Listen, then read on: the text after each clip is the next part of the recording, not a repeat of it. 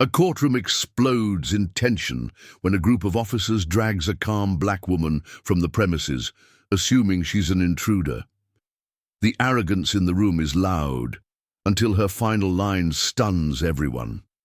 Something about her doesn't add up, and the judge's silent stare says it all. We don't allow her to be kind here. "Drag her out!" The words cut through the courtroom like a blade. The gallery hushed, the echo of the judge's gavel still trembling in the silence. Heads turned toward the back, where an elderly black woman stood with quiet poise, holding a leather folder in one hand and a cane in the other. It wasn't the kind of cane you'd expect for support. It was sleek, hand-carved, ivory-tipped. She didn't lean on it. She carried it like a symbol. Two white bailiffs moved quickly, their boots loud on the marble floor. The sound bounced off the wooden panels and high ceilings of Courtroom 12B, Federal Civil Division, Washington, D.C.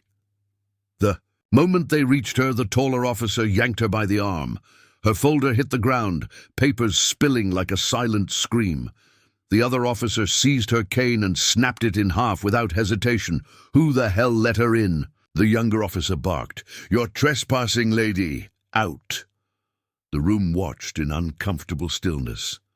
Not a single lawyer rose. Not a single clerk intervened. Even the security camera above the bench seemed to blink slower. The judge, a middle-aged white man in a crisp black robe, narrowed his eyes but said nothing. The silence was consent. The woman didn't flinch. She didn't scream or resist. Her eyes moved, not to the officers, but to the wall behind the judge's bench, where the official seal of the court gleamed under soft light. "Sir," she said, calmly to the judge, as the officers began dragging her toward the back door, "you might want to stop them." Her voice was silk, low, deliberate, and dangerous. The officers paused, confused by her calm. The judge finally leaned forward. "And why's that?" he asked, sarcasm curling from his mouth like smoke. "Because you think you have rights." "In my courtroom," one of the officers laughed. The woman turned her head. Her expression didn't change, but something shifted in the room. A presence, heavy like a storm cloud just before it breaks. "No," she replied, "because I own it." The room froze. The judge sat back. A file clerk dropped a pen. One of the officers blinked, looking down at her spilled folder. A badge gleamed. Faintly from within, a high-level federal clearance card with her name, her face, and something that made his stomach turn. The seal of the U.S. Department of Justice. She leaned slightly forward. "You just dragged a federal judge out of a courtroom." On camera, gasps whispered through the gallery like wind through dry leaves.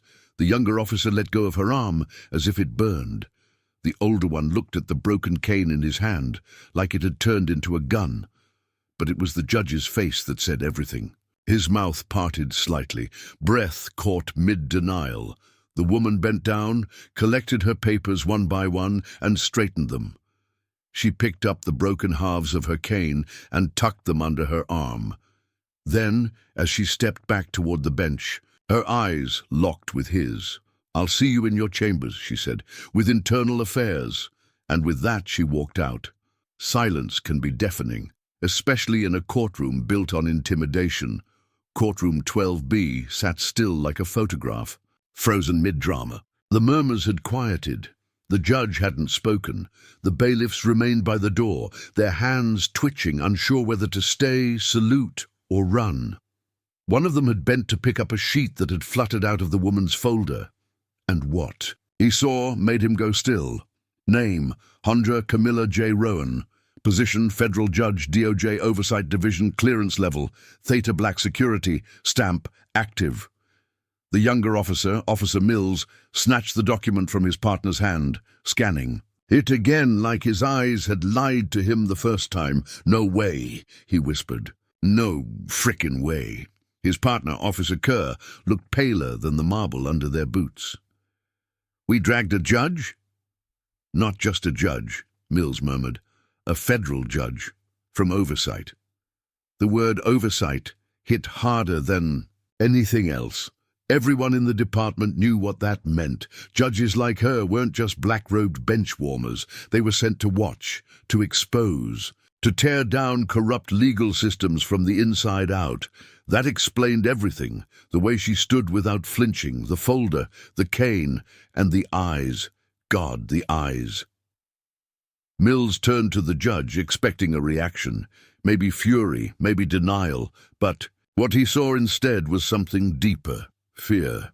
The Honourable Judge Ronald Keene, who'd sat on that bench for over 18 years, suddenly looked like a man cornered. His hands trembled slightly on the polished oak surface. He didn't ask what the paper said. He didn't demand it back. He just whispered under his breath, "She wasn't supposed to be here until next week." In the jury box, a young legal intern, barely in her second month, slowly pulled out her phone and texted a friend in the clerk's office. "I think the DOJ just sent a plant. Judge Rowan, I just saw her get dragged out of here." 3 seconds later, the reply came back, "If that's real, Keene is screwed." Inside the judge's chamber, a storm was already brewing. He had pressed a hidden button under his bench that unlocked a private side hallway, a relic of post-9/11 security installations meant for discreet exits. He disappeared through it without a word. Mills and Kerr remained at the back, frozen like statues guarding a crime scene they accidentally committed. Kerr still held half the broken cane in his hand. The tip had snapped clean, revealing something unexpected inside, solid steel lining. "She walks with this?" Kerr asked aloud, confused. "No," Mills muttered. "She carries it. That thing's not a cane. It's a statement." On the edge of the gallery, an elderly black woman in a teal hat had watched everything. She hadn't moved a muscle during the chaos, but now she stood, walked past the officers, and picked up one last sheet of paper that had drifted under the bench. She looked at it, nodded slowly, and handed it to Mills. "Be careful what bones you touch, son," she said. Voice low and weighty. "Some of 'em still got fire in 'em." Then she walked out. The paper she handed over, a signed memo, authorizing a full audit of all court decisions, officer conduct, and judicial ethics within the DC Metro system, beginning with courtroom 12B. Mills folded it slowly, his hands sweaty. He looked at Kerr. "We're not going to survive this, are we?" Kerr didn't answer. He just stared at the broken cane, then toward the door Judge Rowan had walked through. Out in the hallway, Camilla Rowan walked slowly, her heels tapping a rhythm of patience and precision. Every step she took was calculated, not because she was angry, but because she didn't need to rush. Power doesn't run. It watches you trip. She passed 3 young clerks who were whispering in a corner. They looked up at her in silence, then stepped aside like they'd just seen a ghost walk. Past, one of them turned to the other. Wait, wasn't she on the Senate Ethics Committee, the one that brought down Judge Renner? She was, and that was just the beginning. As Camilla reached the building's side elevator, her phone buzzed. She pulled it from her coat. Message from an unknown encrypted number. "Welcome to DC. They already messed up. Should we start the file?" She typed 2 words back. "Begin everything." And the doors closed. By noon, the courthouse had transformed from a house of law to a battlefield of silence. The kind of silence you hear in a funeral home. The air was thick with anticipation, rumors, and sweat. They came in pairs, plain black suits, emotionless expressions, and badges that made even the chief bailiff blink twice. Internal Affairs didn't ask to enter, they announced. The elevator doors hissed open on the 3rd floor, revealing 2 black agents, Agent Dana Holt and Agent Marcus Reeves. Holt was taller, lean with sharp cheekbones and fire in her stare. Reeves walked slower, stocky with heavy shoulders, like he carried the weight of every lie ever told in a courtroom. They didn't walk in with folders. They walked in with tablets and silence. First stop, Officer Kerr. He was pulled aside in a back room normally used for juror breaks. He sat stiffly, sweat already darkening the collar of his uniform. Holt placed her tablet on the table and pressed record. Reeves remained standing. "Name, badge, and department," Holt said flatly. Kerr licked his lips. "Officer Matthew Kerr, badge 54329, D.C. Courthouse Security Unit. Did you physically remove a woman identified as Judge Camilla Rowan from courtroom 12B at approximately 9:17 a.m.?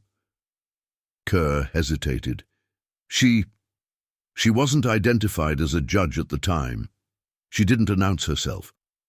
Reeves raised an eyebrow. "Is that standard protocol? Force first, ask questions later?"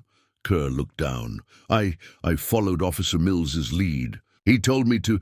"You're the senior officer between the two of you," Holt cut in. "Aren't you?" Kerr blinked. "Yes." "Then why did you follow?" The silence returned, this time suffocating. Kerr's fingers trembled slightly as he reached for the broken cane he had placed on the table. "I didn't know," he whispered. "I swear to God I didn't know who she was." Outside the door, Mills was pacing. They hadn't called him in yet, but he could feel it coming. His stomach turned like a dryer on full spin. He had heard rumors about IA before, but now he was in one. He didn't see the woman when she returned. Camilla Rowan entered the building again through the east entrance. No guards escorted her. She didn't need them. Her badge alone cleared every hallway. Clerks parted like water. She walked straight to the judge's chambers, but Keene wasn't there. He had fled home, sick, a panic-induced migraine, according to the deputy clerk. Coward, she thought, but typical. She didn't flinch. She entered the office, sat at his desk, and waited. 3 minutes later, her phone buzzed. IA report.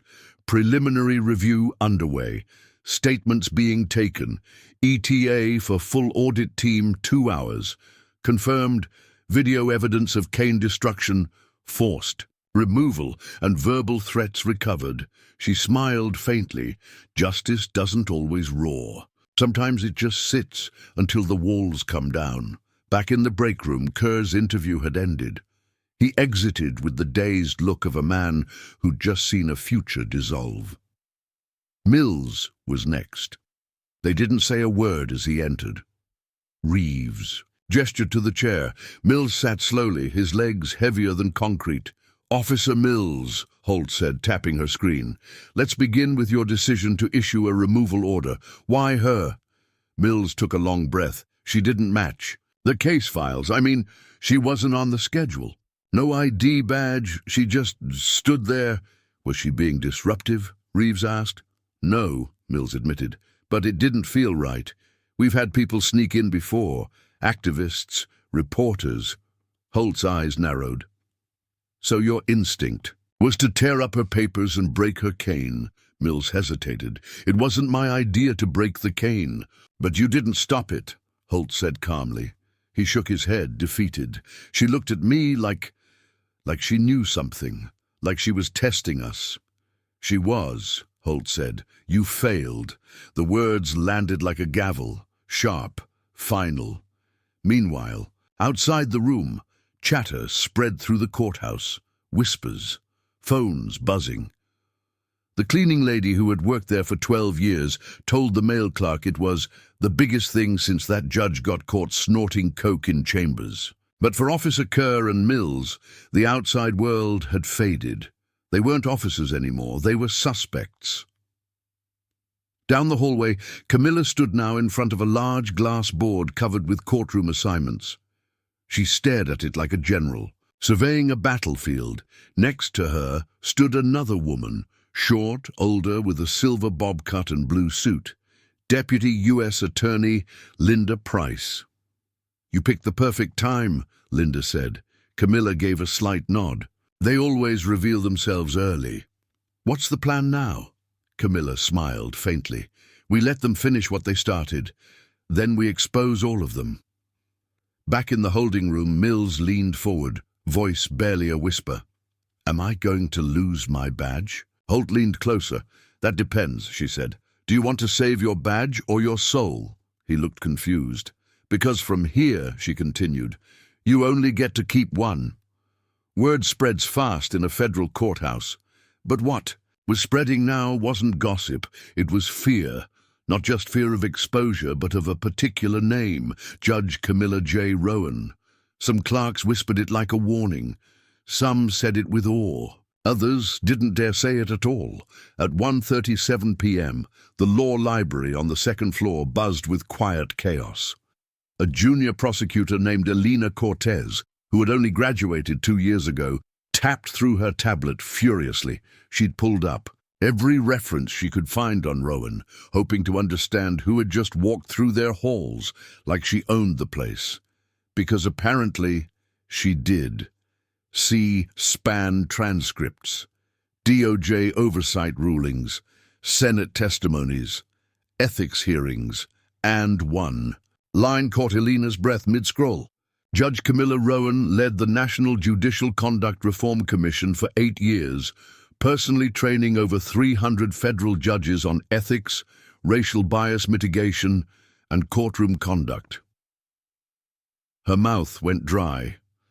Not only had the courthouse dragged a sitting federal judge from their courtroom, they had dragged the woman who trained most of them how to behave in one. "Holy shit," she whispered, turning her screen to show a colleague. "We didn't just mess up. We picked the worst possible person to mess with." At the same time, across the building, a closed-door meeting had just begun in the judges' conference suite. 6 judges. No press, no secretaries, just damage. Control. Judge Keene was absent, still on medical leave, but the others had seen the footage. The shove, the broken cane, the calm warning that followed. "She'll burn us all," muttered Judge Farrow, an aging white man with liver spots and shaking hands. "She won't need to," Judge Tran replied coldly.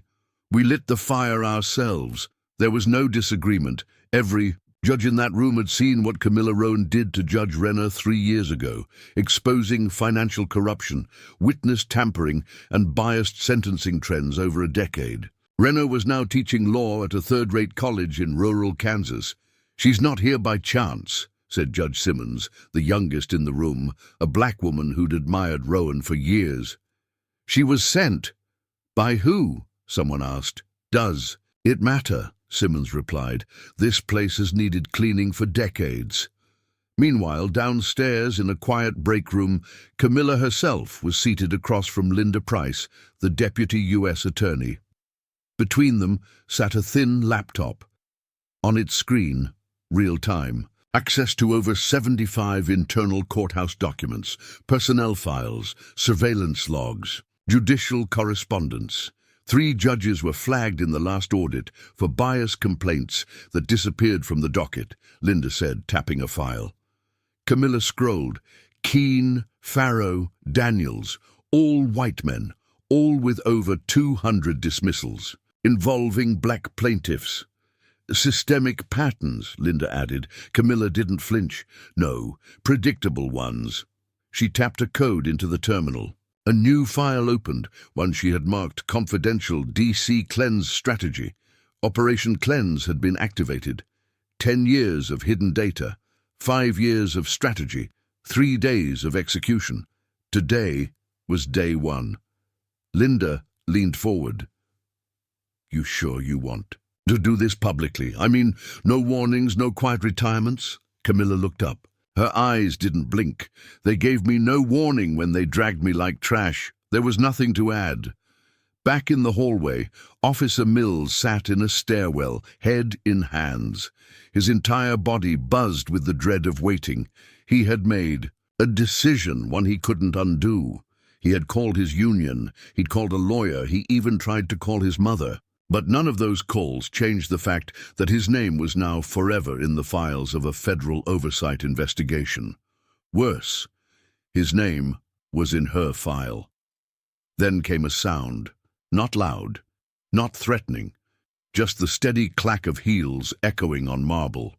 He looked up, and there she was, Camilla Rowan, standing at the base of the stairwell like a silhouette out of some noir thriller, black coat, calm face, unshakable presence.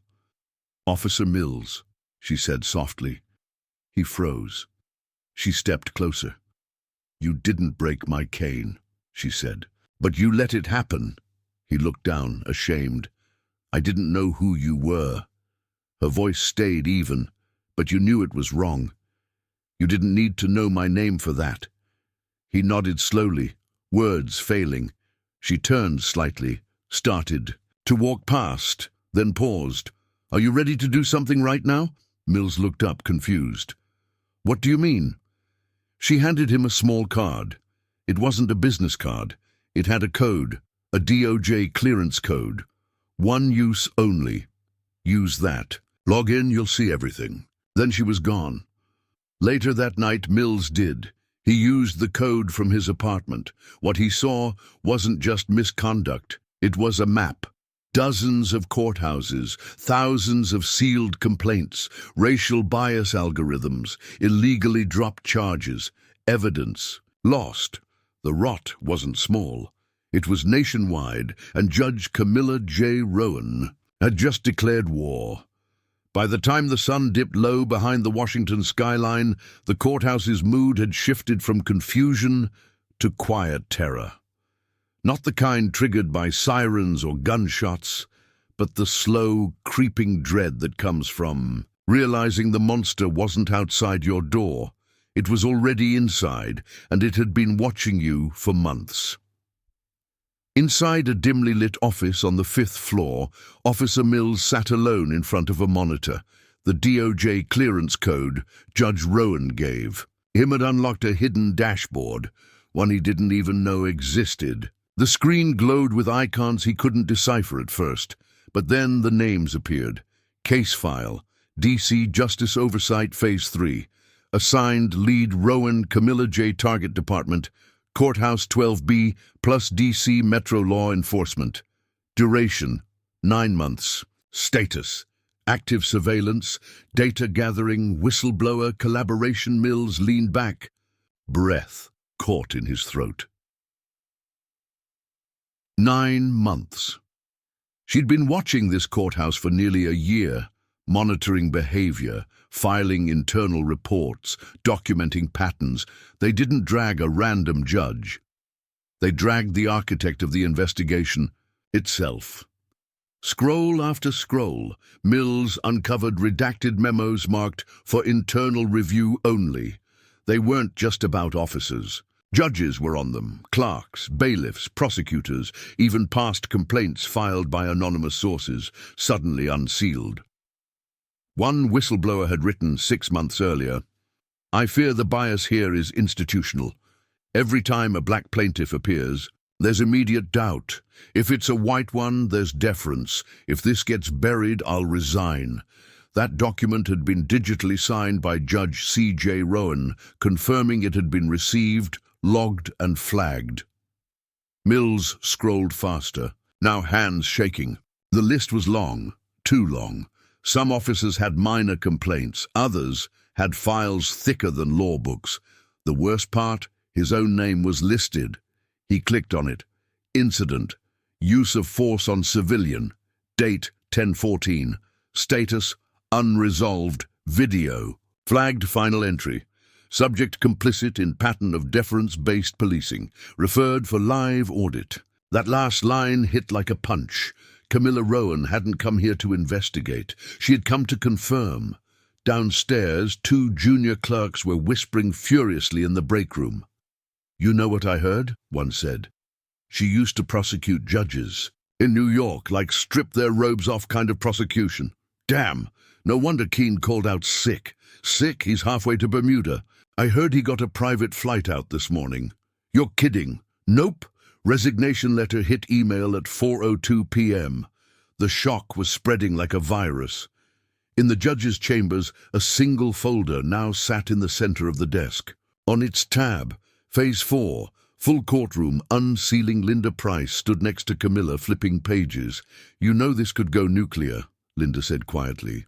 "You unseal this, we're talking mass disbarments, maybe even a Senate hearing." Camilla remained seated, pen in hand. She flipped to the signature page. Her name was typed at the bottom, waiting. She didn't hesitate. Signed. The moment the Pen lifted from the page. A notification pinged her phone. She opened it. Encrypted message. Asset confirmed. Leak secured. Media quietly probing. You have green light for next 72 hours. Deliver the hammer. D. She locked the phone. It's time, she said. Meanwhile, across town, a man sat in a luxury apartment overlooking the Potomac. Judge Farrow. Retired, or so he claimed. The bottle of bourbon on his table was nearly empty. His TV was tuned to a local news channel, where the anchor's voice trembled with uncertainty. Sources now confirm a senior DOJ official visited a federal courthouse today under undisclosed authority.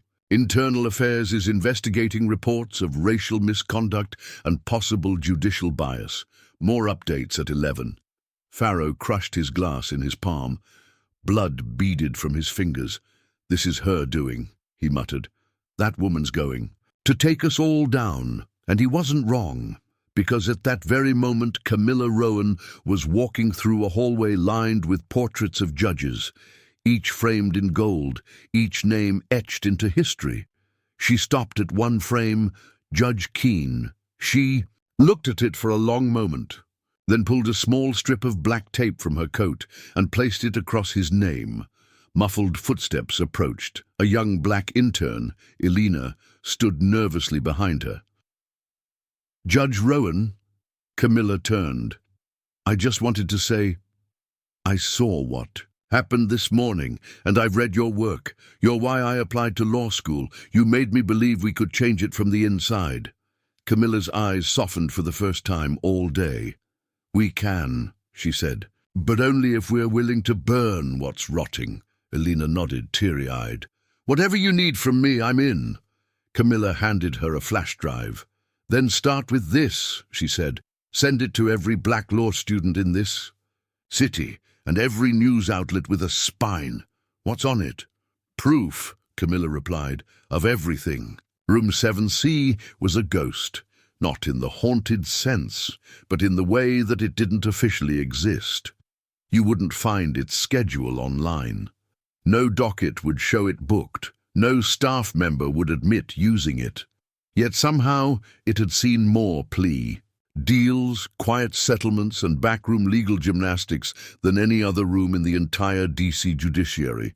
It was a space reserved for special reviews, private counsel meetings, and security-sensitive briefings.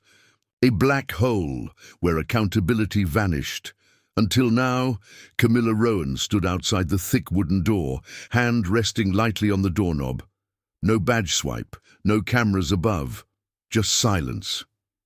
Behind her stood Elena, clutching a slim briefcase. You sure about this? Elena whispered. No footage means no evidence, just our word. Camilla smiled faintly. That's why I brought this. She pulled from her coat a slim device, no larger than a lipstick tube. A secure DOJ-grade audio. Recorder, silent, undetectable, already live. Today, Camilla said, we make ghosts bleed. She opened the door. Inside, room 7C looked more like a luxury boardroom than a courtroom. Soft carpet, leather chairs, a polished table that ran the length of the room, and seated at the head, Judge Everett Daniels. The man had been wearing robes for 27 years, and wearing masks for 30. He didn't rise as they entered. Judge Rowan, he said dryly, to what do I owe the pleasure? Camilla took her seat across from him. Elena sat beside her, placing the briefcase gently on the table. Everett, Camilla said calmly, we both know this room shouldn't exist, he scoffed. It's been a necessary space for over a decade, a necessary escape hatch. You mean, she replied, for officers with 5 misconduct complaints, for judges who sentence black defendants 3 times harsher than white ones, for prosecutors who lose footage. All those ghosts came through here. And they were all reviewed by process, he said. Camilla leaned forward, her voice sharper. Process built on shadows isn't justice, it's manipulation, Daniels smirked. You think I'm afraid of your little crusade? No, she said. I think you're afraid of something else. She tapped the briefcase. Elena opened. It inside, documents, hundreds, real names, fake plea bargain notes, internal review audits, whistleblower transcripts, and 2 specific memos with Judge Daniels' signature in ink. Case Merfond-Bercy's AQ, sealed plea bargain not filed. Case -392 RX, prosecutor misconduct flagged. Ignored.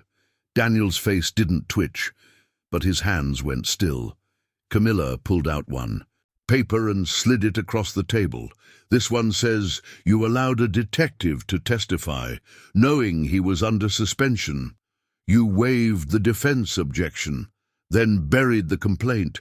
He didn't reply. Elena handed Camilla a small, clear plastic sleeve, inside it a thumb drive. Camilla laid it down. "This one," she said, "has the audio from that day, the full transcript, recorded from a clerk's personal device.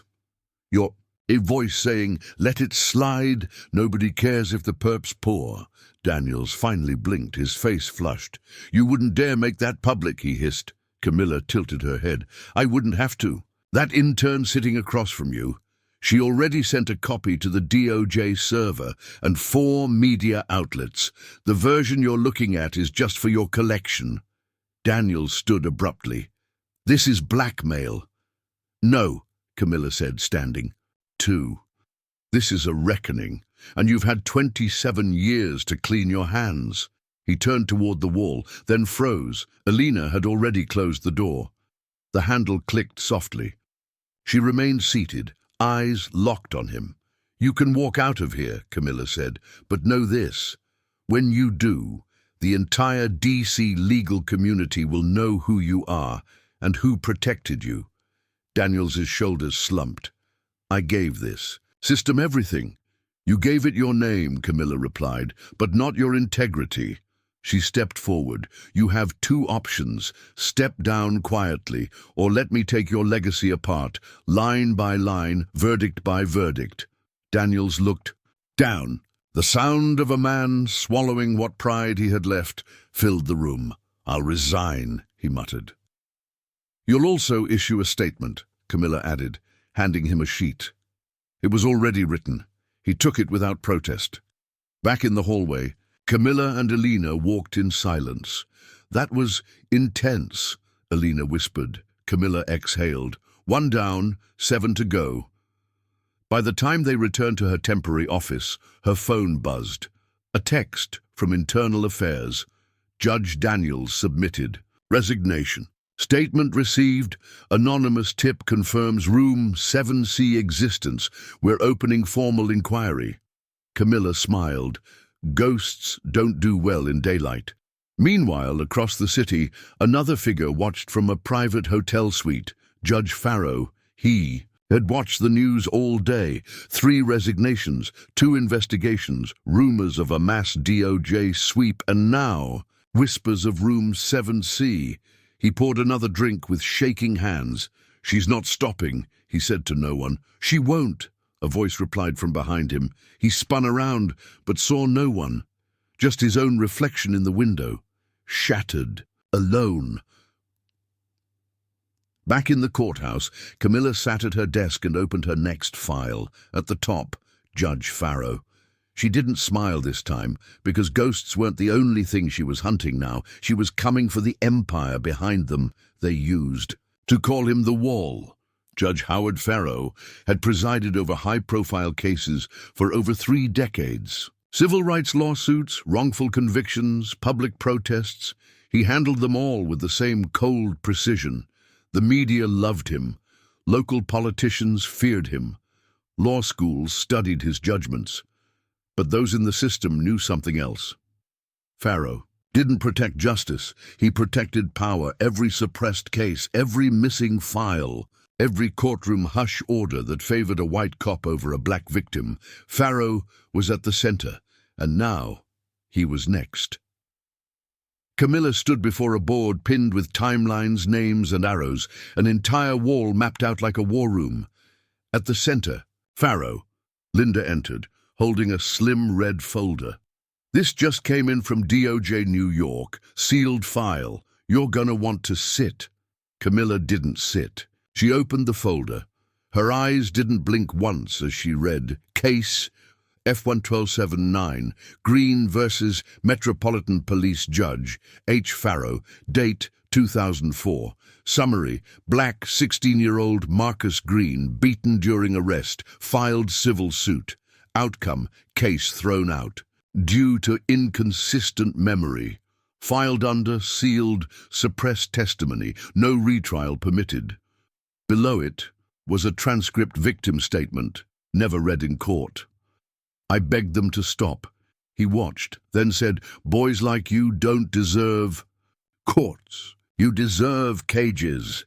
Camilla's fingers curled around the edge of the paper. "He sealed a child's testimony and blocked the appeal," Linda added. "We just confirmed. The system locked Marcus Green out permanently. No justice. No press. No record." Camilla stared at the file. "Not anymore." She tapped her phone. A message sent, "Find Marcus Green." Across the city, Marcus Green stood behind the counter of a small mechanics shop in southeast D.C. His hands were thick with oil, his eyes with memory. He was 37 now, but inside, a part of him had never left that courtroom. So when the black car pulled up outside, he froze. Not in fear, but recognition. The woman who stepped out looked familiar. It took him a second. Then he remembered the face from C-SPAN, from the legal magazines, from Whispers. "Camilla Rowan." "You, Marcus?" she asked softly. He wiped his hands. "Yeah, I need your story." He stared for a moment, then nodded. "You got time?" "I have all the time in the world," she said. Back in Camilla's office, the camera was rolling. Marcus sat across from her. "No lawyers, no filters, just truth. They cuffed me in front of my mother," he began, voice shaking. "Said I fit a description. I was walking home from tutoring. They didn't care. Camilla said nothing. Let him speak. They slammed me against the car. My head hit the mirror. I blacked out, woke up in lockup. No charges, nothing," he swallowed. "But I still wanted justice. So we filed. My mom and me, but the courtroom. It didn't feel like justice. It felt like a funeral." Camilla leaned forward. "Do you remember what Farrow said?" Marcus nodded slowly. "He said, 'Don't waste the court's time with fantasy.' Then sealed my statement. Wouldn't let the jury hear it." Tears welled in his eyes but didn't fall. "You're not invisible anymore," Camilla said. "The world's about to hear you." He looked at her, half disbelief, half hope. "Promise?" She nodded. "I don't make promises. I deliver." The next day, Farrow sat in his private chamber, sipping tea from a crystal glass. Retirement was nearing. He'd begun quietly moving assets, drafting a memoir, making backdoor deals for honorary boards and TV legal panels. He had survived decades untouched, until now. His secretary knocked twice. "There's someone here from Internal Affairs." Farrow blinked. "Tell them to schedule it. He said you'll want to see this now." A folder landed on his desk minutes later. When he opened it, his world stopped. Photos, transcripts. Marcus Green, Rowan's statement, DOJ timestamp. One headline mocked him from a printed press leak. "The judge who silenced a child." His chest tightened. Below that, an internal memo from DOJ Ethics Committee. Recommendation, immediate investigation into case suppression by Judge H. Farrow. Potential charges, civil rights violation, evidence tampering, abuse of judicial authority. His mouth went dry. There was no escaping this one. That night the video dropped. A quiet room. Marcus Green speaking his truth. Camilla beside him. His voice was steady, his pain clear. Within 2 hours, it had 1.7 million views. Within 6, it was national news. Within 12, Farrow's office door was found open. His robes left folded on the chair. By morning, he was gone. Camilla stared out her window at sunrise. One more pillar fallen, but the foundation still stood. She wasn't done yet. Naomi Carter had spent 12 years buried in silence, a senior case. Clark with unassuming glasses, tight buns and quiet footsteps, she was the type of courthouse employee everyone overlooked. Always on time, never late, always organized. Never outspoken, but Naomi had a secret, a deep, heavy one. She kept it under her floorboard at home, hidden in a locked box marked tax returns. Even her husband didn't know. She told him it was old paperwork, receipts, nothing worth seeing. But inside that box were copies of every case she knew had been buried, every file she was told to delete, every complaint redacted by a judge's order, every ghost in the system neatly preserved. She hadn't meant to become a whistleblower, she had meant to survive. Until Marcus Green's face filled her screen. The night before. His eyes weren't just telling a story, they were begging for others to stop pretending they hadn't seen. That was the night Naomi knew she couldn't stay silent anymore. The next morning, Naomi stood outside Camilla Rowan's temporary office with trembling hands. She had a small red backpack strapped tight against her shoulders, the one she used to carry lunch. Now, it carried dynamite. She knocked. The door opened immediately. Camilla stood there, eyebrows raised. "Can I help you?" Naomi's voice shook. "I'm Naomi. I'm a clerk here. I saw the video." Camilla's gaze sharpened. Naomi stepped in, locking the door behind her. "I've kept records," she said. "For years, things that were deleted. I made copies, files that were sealed. I scanned them before they vanished." She pulled off her backpack and opened it. Inside were labeled folders, color-coded, dated, time-stamped. Camilla walked over, stunned. "Are these?" Naomi nodded. "Everything, every suppression order, every racial bias complaint, every sealed transcript, names, cases, dismissals. Some go back 10 years. Camilla picked up a file. Case, Rivers versus City of D.C. Status, dismissed. Lack of evidence. Clark. Note, plaintiff's video evidence entered on day 1, never shown in court. She looked up, eyes hard. "You kept all this?" Naomi nodded again. "I didn't know what to do, but now I do." Camilla stared at her for a long moment, then reached into her coat, pulled out a key. She opened a drawer behind her desk, removed a sealed envelope. Inside, a document titled Federal Whistleblower Protection Authorization. "Already signed and stamped. You're safe now," Camilla said. "And you just changed everything." 2 hours later, a secure DOJ vehicle picked Naomi up. By 3:15 p.m., she was testifying under protection at a federal oversight building. By 5 p.m., her files were being scanned and uploaded to the DOJ's encrypted server, every page, every case.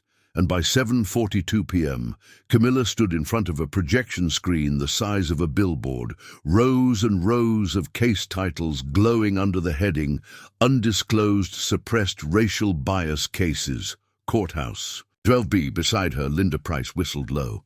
"This isn't an audit anymore," she said. Camilla nodded. "This is a reckoning." Linda scrolled. "There are 217 names on this list. Make it public," Camilla said. "All of it? All of it." The fallout began within minutes. Emails exploded. Phones rang. News anchors scrambled. By midnight, 3 judges had deactivated their public websites. 2 local prosecutors had retained lawyers. A courthouse spokesperson released a statement claiming shock at the file's existence. And in a dim corner of D.C., Officer Kerr watched the news in silence. His wife stood frozen behind him, hand on her mouth. On screen, whistleblower clerk. Exposes 200-plus suppressed cases. DOJ expands racial bias investigation. He turned to her. "I think I'm done." She nodded. "You've been done for a long time." Back at her office, Camilla stared at the board on her wall, now covered with red stamps. Each name crossed out. Each courtroom now under federal review. But there was one name left. Name Naomi's files didn't contain Chief Judge William Braxley. He ran the entire D.C. circuit, the man at the top, publicly progressive, privately silent. He had never made a biased ruling, never said a racist word, but he'd signed off on Nearly every sealed order under every corrupt judge. Not guilty by words, but by permission. Camilla circled the name with red ink. Linda looked up. You going after him now? Camilla said nothing. She just stared at the circle, hard, unflinching. He let it happen, she finally said. And now, he's going to explain why. That night, Camilla received a call. Private number. She answered. No. Hello, just a voice she hadn't heard in 10 years. Camilla, she froze. Braxley, I assume you've seen your name on my schedule for tomorrow. I have. Why don't we make this easy, he said. Come by my office. No. Cameras, no headlines, just you and me. Let's talk like professionals. She didn't flinch. I'm not here to talk. I'm offering you a seat at the table. She laughed once. You think I want a seat, she said coldly. I'm here to flip the whole damn table. Click. Call ended. The door to Braxley's office was thick, hand-carved oak, fitted decades ago during Nixon's term. A legacy door, designed to keep people out and secrets in. Camilla didn't knock. She pushed it open at exactly 9 a.m. The room was silent, drenched in filtered morning light. Floor-to-ceiling shelves stacked with law journals. Diplomas framed. With care, a golden gavel encased in glass, an award from the American Bar Association, the pinnacle of prestige. And there he sat, Chief Judge William Braxley, gray-haired, pinstripe suit, polished hands. He didn't wear robes anymore. Didn't need to. His authority walked in with him unspoken. Camilla stepped forward. She didn't sit. I see you haven't changed much, Braxley said, voice smooth like aged bourbon. Neither have you, she replied. Still hiding rot behind mahogany. He motioned to the seat across from him. Please. I'll stand, he smiled faintly. Very well. There was a long pause. Then he leaned forward. Why now, Camilla? You had years. You could have built anything you wanted, politics, a national seat. You could have been on the Supreme Court. Camilla folded her arms. Power isn't the prize. Accountability is. Braxley nodded. Then you came to the wrong place. I came to the source, she replied. He tilted his head. You think I gave the orders? No, she said, eyes narrowing. You gave the permission. That's worse. She pulled a folder from her coat. Inside, 5 memos, each bearing Braxley's signature, sealed orders. You signed everyone. Each time a judge silenced a complaint, buried a case, ignored a bias report, you didn't question it, you just signed. He didn't deny it.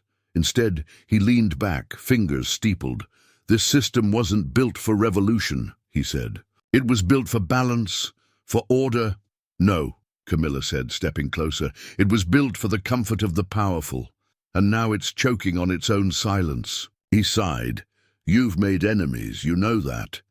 I made files, she said, evidence, depositions, survivors. You buried the truth for 30 years. I'm unearthing it in 30 days. He narrowed his eyes. You're not afraid, she smiled. Not even a little. He stood now slowly, walking to the window. You'll break the courts, he said. You'll dismantle faith in the justice system. Camilla walked to the center of the room, turned slowly. Good, she said. He turned. You don't mean. And that I do, she said, because what you call faith is just silence dressed in marble, and I'm done pretending silence is sacred. There was a shift in the air. Braxley stepped forward now. I protected this institution. No, Camilla replied. You protected yourself. She pulled out a USB drive, placed it on his desk. This contains the files Naomi gave me, the same ones your clerks tried to destroy. I have backups. Everywhere. He stared at it. Camilla leaned down, voice like thunder wrapped in velvet. You have one option left. Step down. Publicly today. He laughed.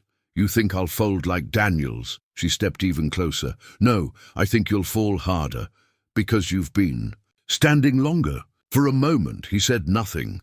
Then he looked at the drive again. And finally, he asked the only question that mattered. What happens if I don't?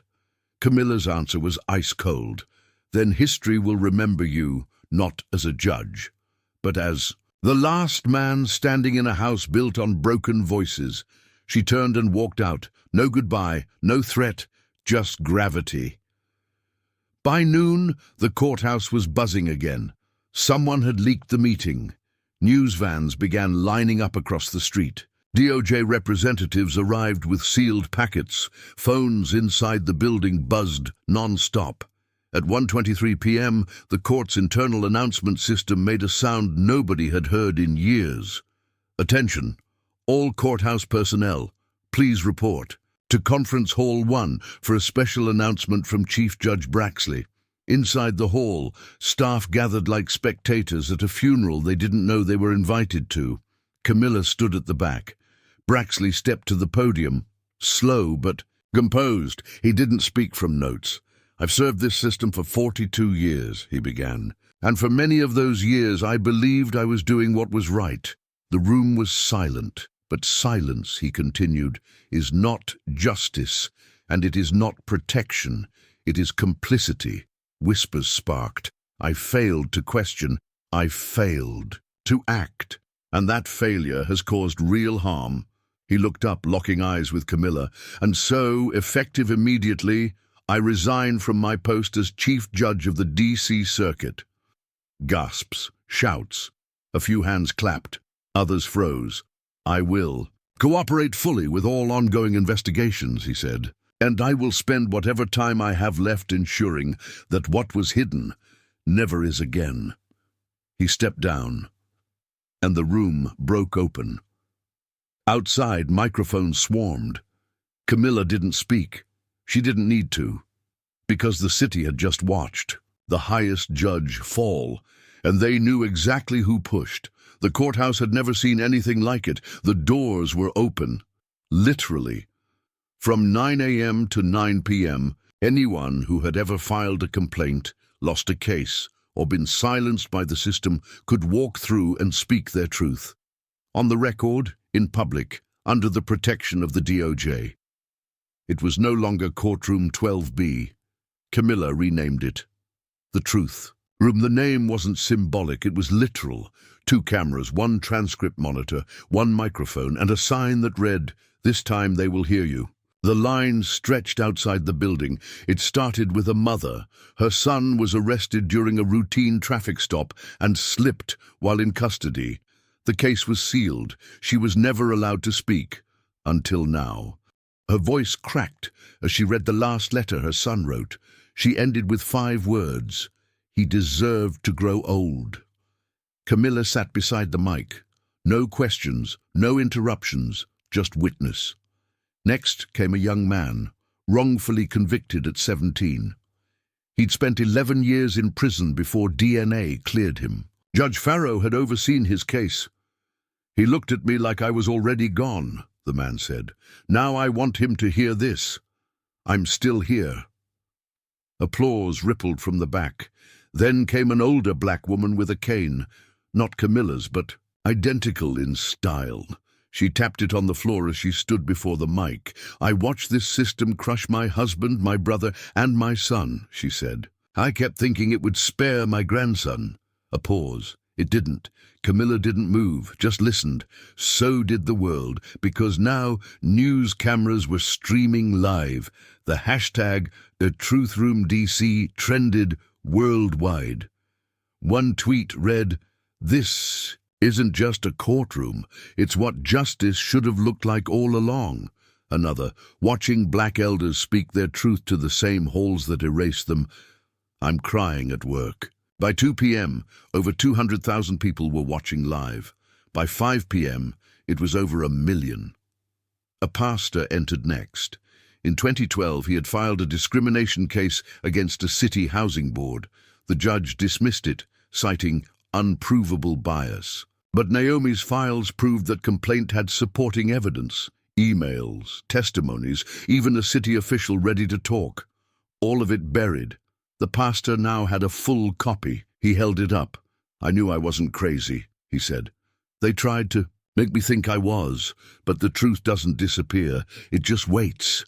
One woman in the gallery shouted, "Preach!" And for the first time ever, the courthouse echoed with something it had never truly heard before.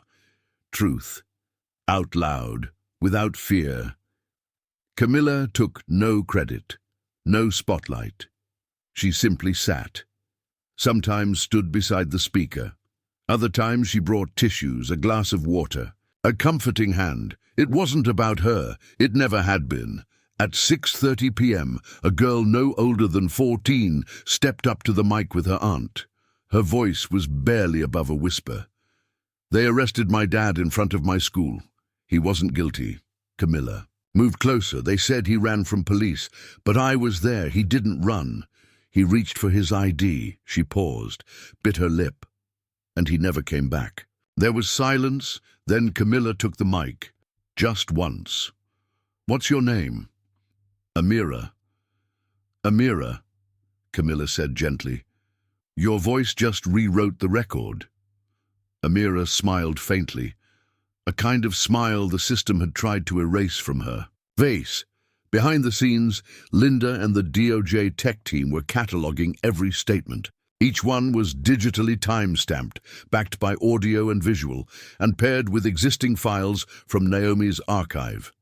By evening, they had compiled 7 verified testimonies, 1 suppressed cases reopened, 3 new investigations launched, new victims, identified whose stories had never reached a courtroom. That night, Camilla stood alone in the now empty truth room. The chairs were scattered. The mic was off, but something had changed. The walls, once protectors of silence, now carried echoes of every story once buried. They would never be silent again. Across the city, Officer Mills watched the stream from a dark living room. His uniform hung in the closet, untouched for days. He didn't speak, but his wife did. "She made it real," she whispered. "All of it." Mills nodded slowly.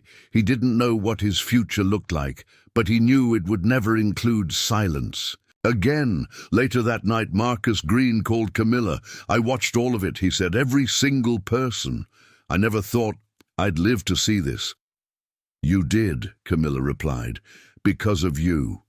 "No," he said, "because of you." She smiled, tired but steady. "We did it together." By midnight, news outlets had declared it a legal uprising led by one woman and a wall of forgotten voices. And beneath that, the system wasn't ready. But she was. The envelope came without a return address. Thick cream paper, sealed, with a wax stamp that hadn't been used since the early 2000s. It was slipped under Camilla's office door just after sunrise. No one saw who delivered it. She noticed it the moment she entered. Her instincts fired instantly. She'd received threats before, subtle and loud, but this wasn't fear. This was something different, personal, heavy. She sat down slowly and broke the seal. Inside was a letter, typed, double-spaced, quiet in its tone, but explosive in content.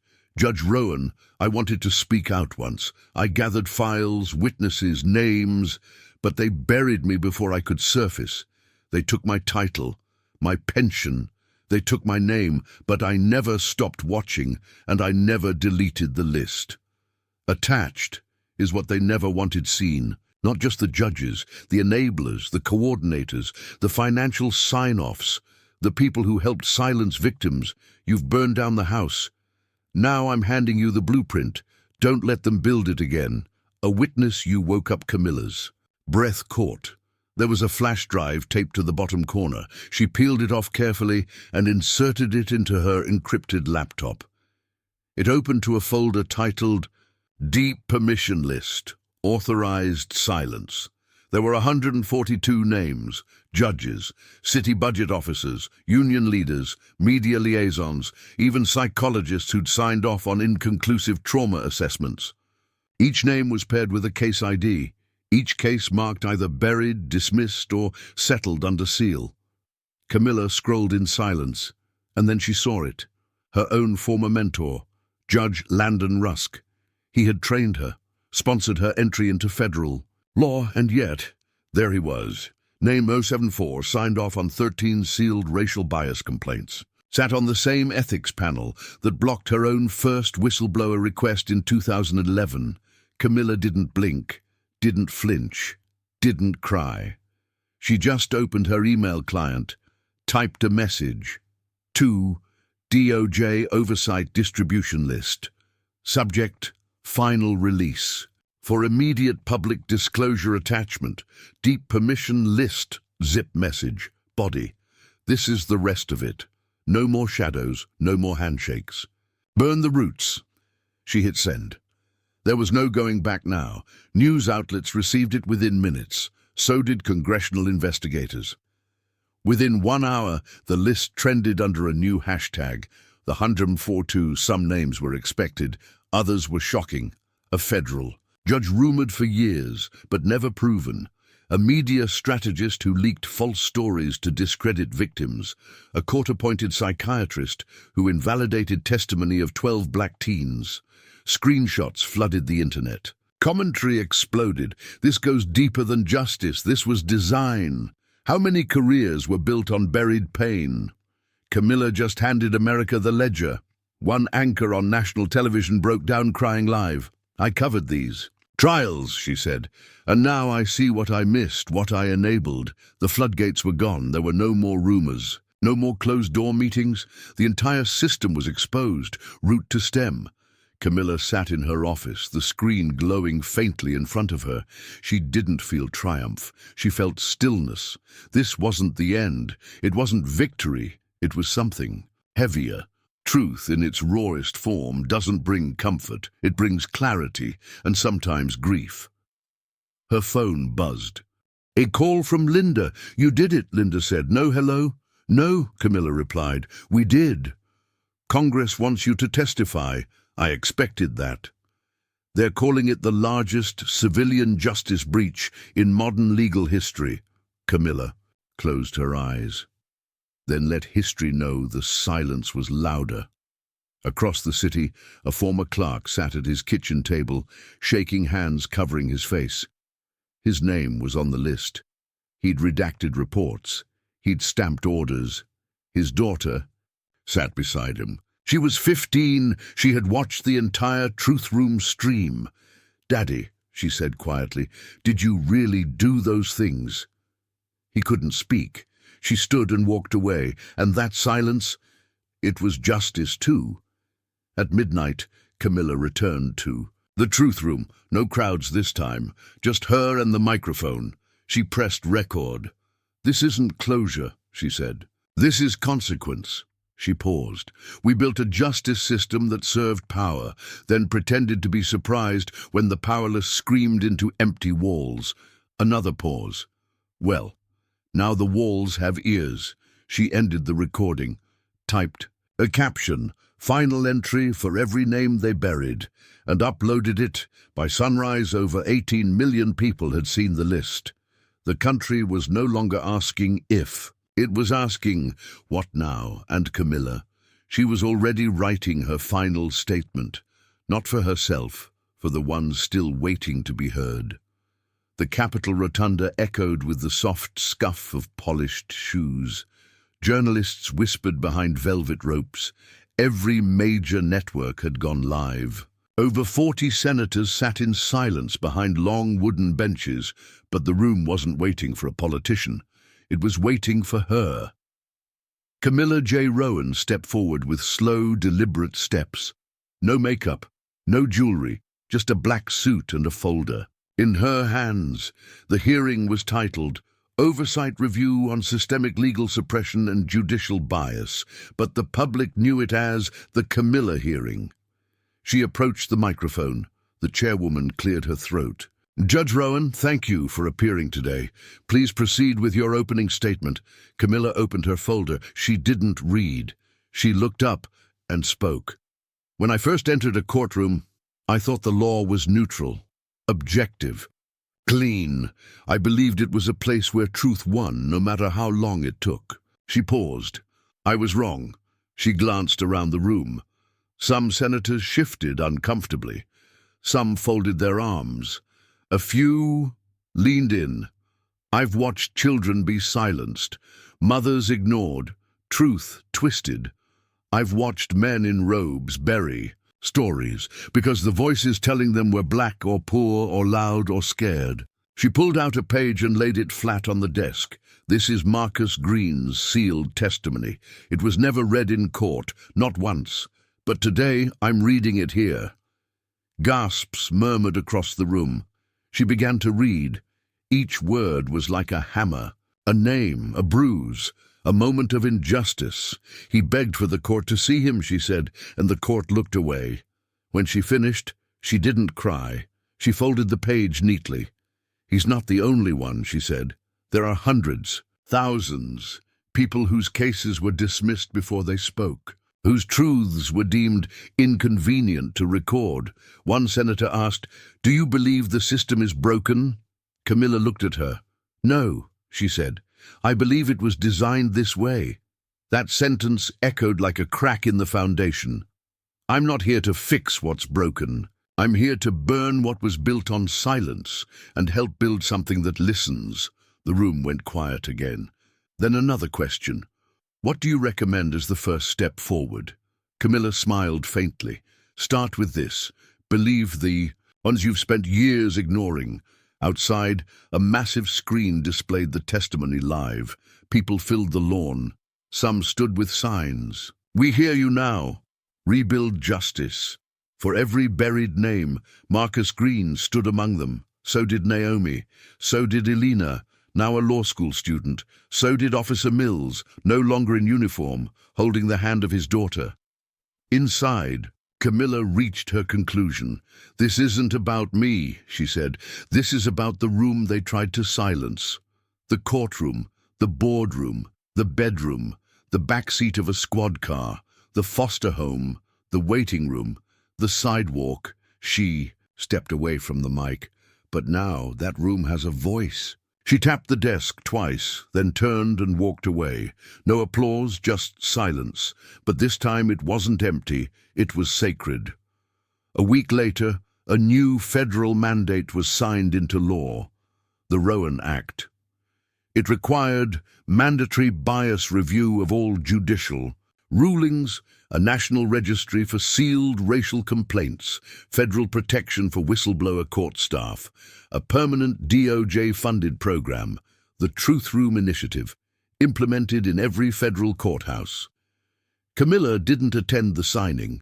She was already on a train to Detroit, where the next Truth Room was opening. A child was speaking there, and she had promised to be in the front row.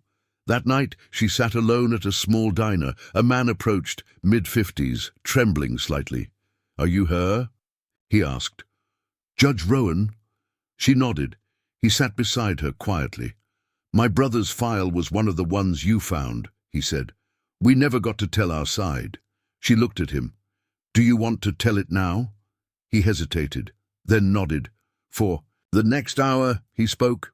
She listened because that's what justice sounds like in a storage unit in the city. The wall of red folders, once the evidence of a rigged system, now stood in archival glass, preserved forever.